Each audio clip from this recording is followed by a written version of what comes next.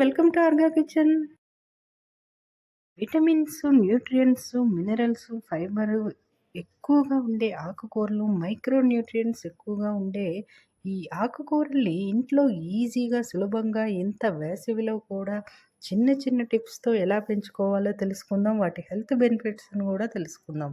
సమ్మర్‌లో పుదీనా వాటర్‌ని ఎక్కువగా యూజ్ చేస్తాం కదండీ ఫ్రెండ్స్. అలాంటి పుదీనాని ఆర్గానిక్ వేలోనే మన ఇంట్లోనే మనమే తయారు చేసుకొని, గ్రో చేసుకొని, ఆ వాటర్‌ని తయారు చేసుకొని తాగితే ఫ్లేవర్ చాలా బావుంటుంది. మార్కెట్‌లో తెచ్చిన పుదీనాకి వాసన తక్కువగా ఉంటుంది.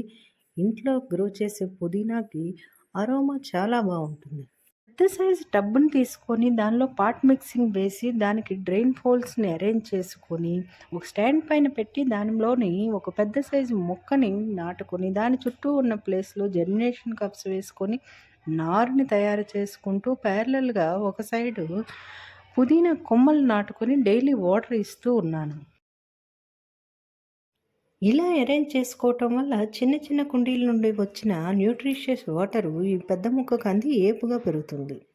బాగా ముదిరిన పుదీనా కొమ్మల్ని, ఆకుల్ని తీసేసి వాటిని క్రాస్‌గా కట్ చేసుకొని ఈ మట్టిలో నాటుకోవాలి. సాయంత్రం వేళ గానీ, వర్షం పడిన టైంలో గానీ నాటుకోవాలి. సమ్మర్ టైంలో ఇలా చేసుకోకూడదు.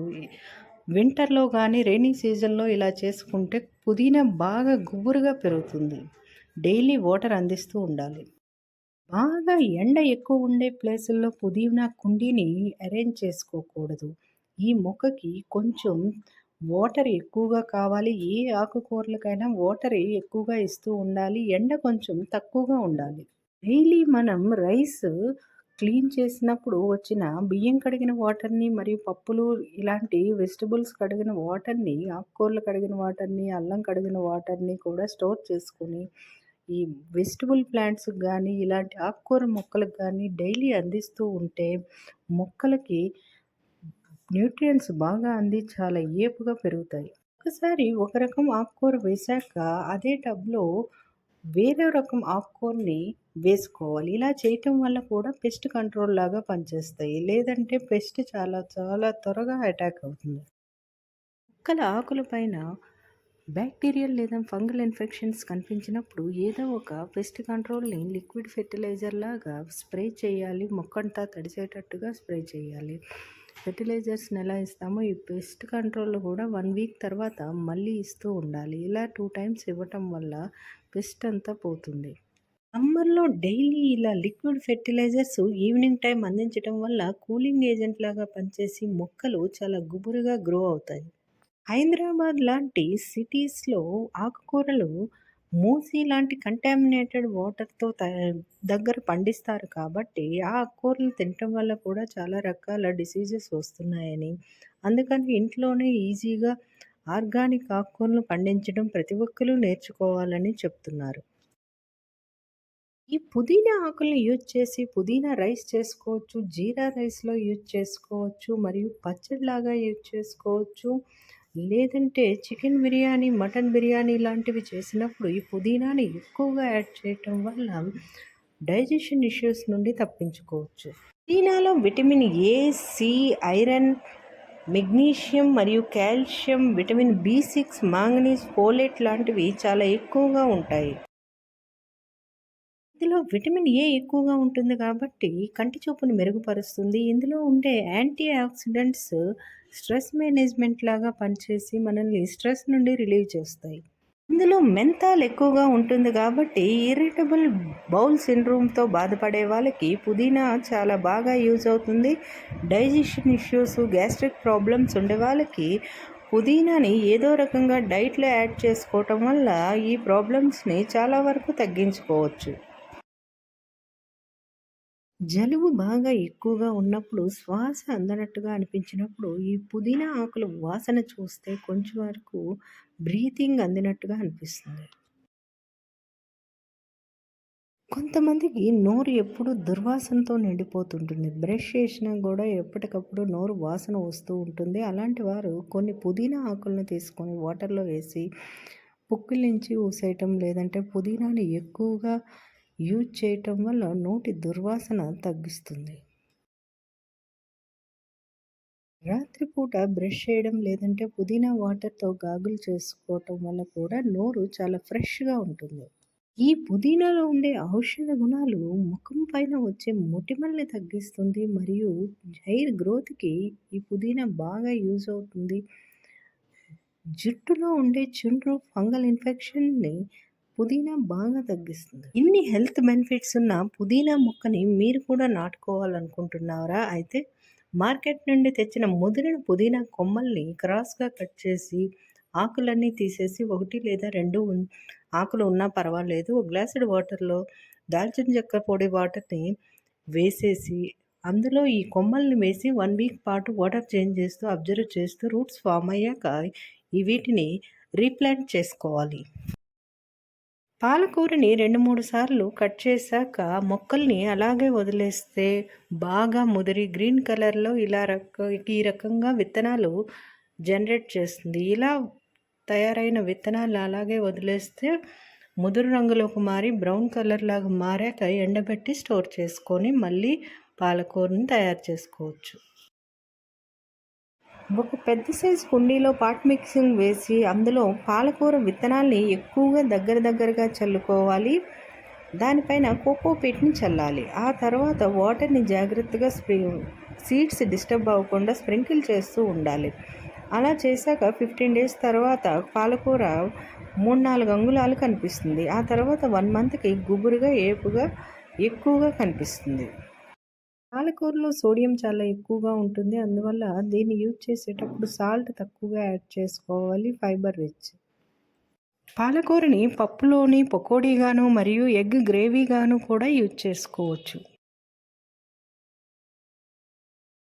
వీటితో పాటు vitamin A, C, K, calcium, magnesium, iron ఉంటాయి. క్యాన్సర్ లాంటి దీర్ఘకాలిక వ్యాధులు రాకుండా ఉండటానికి, బీపీని కంట్రోల్ చేయటానికి, డయాబెటీస్‌ని స్టిమ్యులేట్ చేయడానికి, కొన్ని రకాల ఎలర్జీస్ నుండి తగ్గించుకోవడానికి కూడా పాలకూరని డైట్‌లో ఎక్కువగా యాడ్ చేసుకోవాలి. శరీరానికి కావలసిన న్యూట్రిషన్స్‌ని ఇది అందిస్తుంది. కానీ కీళ్ళ నొప్పులతో బాధపడుతున్న వాళ్ళు, కిడ్నీ ప్రాబ్లమ్స్ ఉన్నవాళ్ళు మాత్రం పాలకూరని చాలా తక్కువ మోతాదులో తీసుకోవాలి. ఈ విధంగా గోంగూరని విత్తనాలతో నాటుకోవచ్చు, లేదంటే ముదిరిన కొమ్మల్ని వేర్లతో తెచ్చి ఆకుల్ని తీసేసి డైరెక్ట్‌గా పుదీనాలాగా నాటుకోవచ్చు. గోంగూరలో విటమిన్ ఏ, సి, ఫైబర్ ఎక్కువగా ఉంటుంది. క్యాలరీస్ తక్కువగా ఉంటాయి. ఫ్యాట్ కూడా తక్కువగా ఉంటుంది. ఇది ఇమ్యూనిటీని బూస్ట్ చేస్తుంది. ఇన్‌ఫ్లమేషన్‌ని తగ్గిస్తుంది. యాంటీ ఆక్సిడెంట్స్ ఎక్కువగా ఉంటాయి. ఫ్రీ రాడికల్స్‌ని తగ్గిస్తుంది. ఏ ఆకుకూరలైనా డైట్‌లో ఎక్కువగా యాడ్ చేయటం వల్ల కంటి చూపు మెరుగవుతుంది. ఐరన్, కాల్షియం లెవెల్స్ కూడా ఎక్కువగా ఉంటాయి. ఆకుకూరల్ని మన డైట్‌లో యాడ్ చేసుకోవటం వల్ల కాల్షియం, ఐరన్ టాబ్లెట్స్‌ని సెపరేట్‌గా వేసుకోవాల్సిన అవసరం ఉండదు.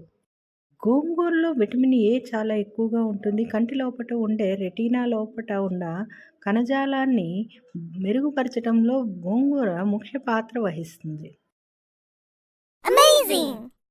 గోంగూరని కషాయంలాగా చేసుకొని 21 రోజులు తాగటం వల్ల లేడీస్‌కి ఉండే మెన్స్ట్రుయల్ ప్రాబ్లమ్స్ కూడా ఇది కొంతవరకు తగ్గిస్తుంది. హార్ట్ హెల్త్‌కి గోంగూర చాలా మంచిది. క్యాన్సర్, ఆర్థరైటిస్ లాంటి దీర్ఘకాలిక వ్యాధుల నుండి తప్పించుకోవడానికి గోంగూరని డైట్‌లో యాడ్ చేసుకోవాలి. డయాబెటిస్‌ని కంట్రోల్‌లో ఉంచుతుంది. మరియు డైజెషన్‌ని కూడా ఇంప్రూవ్ చేస్తుంది. మెగ్నీషియం, మాంగనీస్, ఫైబర్ ఎక్కువగా ఉంటుంది. ఫైబర్ ఎక్కువగా ఉండటం వల్ల వెయిట్ రిడక్షన్ కూడా జరుగుతుంది. వెయిట్‌ని తగ్గించుకునే వాళ్ళు గోంగూరని ఎక్కువగా యాడ్ చేసుకోవాలి. గోంగూర వేడి అని చెప్పి చాలామంది తినరు. కానీ అలాంటిదేమి ఉండదండి. సాల్ట్ కొంచెం తగ్గించుకొని గోంగూరని డైట్‌లో యాడ్ చేసుకోవటం వల్ల చాలా మంచి ఫలితాలు ఉంటాయి. ఒకసారి గోంగూర గుబురుగా పెరిగాక ఆకులను కట్ చేస్తూ ఉంటే మళ్ళీ 2, 3 సార్లు గోంగూరని మనం కట్ చేసుకోవచ్చు. ఇలా అయిన తర్వాత బాగా ముదిరే వరకు మొక్కను వదిలేస్తే వాటికి సీడ్స్ వస్తాయి. ఆ సీడ్స్ బ్రౌన్ కలర్‌లో మారాక ఆ సీడ్స్ నుండి మళ్ళీ గోంగూరని మనం మేక్ చేసుకోవచ్చు. గోంగూరతో పచ్చడిని చేసుకోవచ్చు, లేదంటే పులుసులాగా యూజ్ చేసుకోవచ్చు, లేదు అంటే మటన్‌లో వేసి గోంగూర మటన్ లాగా కూడా తినవచ్చు. తోటకూరను కూడా మనం ఈజీగానే పెంచుకోవచ్చు. వీటిని విత్తనాలతో నాటుకోవాలి. ఇందులో 2 రకాలు ఉంటాయి. గ్రీన్ కలర్ మరియు రెడ్ కలర్.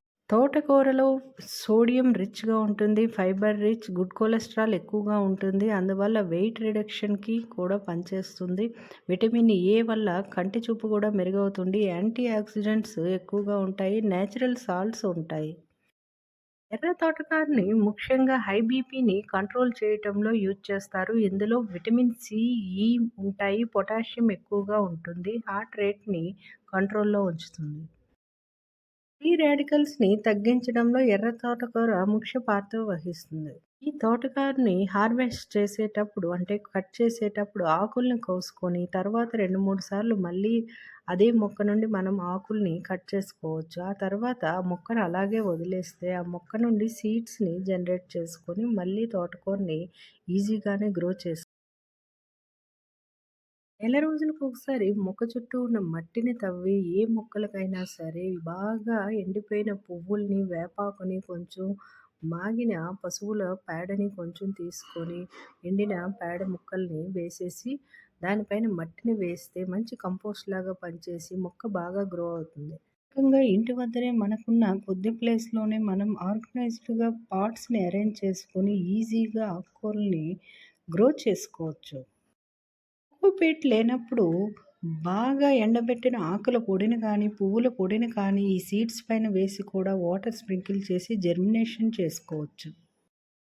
కూరల్ని హార్వెస్ట్ చేసేటప్పుడు ఎప్పుడూ కూడా రూట్స్‌తో తీసేయకూడదు. మనకు కావలసిన ఆకుల వరకు తీసుకొని మిగతా దానిపైన మట్టిని వేసి వదిలేస్తే అది మళ్ళీ కంపోస్ట్ లాగా పనిచేసి దానిపైన మళ్ళీ సీడ్స్ వేసి మళ్ళీ కోకోపీట్ కానీ ఏదైనా తేలికైన పొడిని కానీ వేసి జెర్మినేషన్ ఈజీగా చేసుకోవచ్చు. సాయిల్ రిచ్‌గా అవుతుంది. యూట్యూబ్‌లో వీడియో ప్లే అవుతున్నప్పుడు హ్యాండ్ సింబల్ ఉంటుంది, బెల్ సింబల్ ఉంటుంది, కామెంట్ రాయడానికి బాక్స్ ఉంటుంది. వాటిని చూడండి ప్లీజ్. ఈ వీడియోని లైక్ చేసినా లేదా కామెంట్ ఏదైనా సజెషన్ రూపంలో రాసినా కూడా యూట్యూబ్ మరికొంతమందికి ఈ వీడియోని రిఫర్ చేస్తుంది. Thank you for watching. Have a nice day.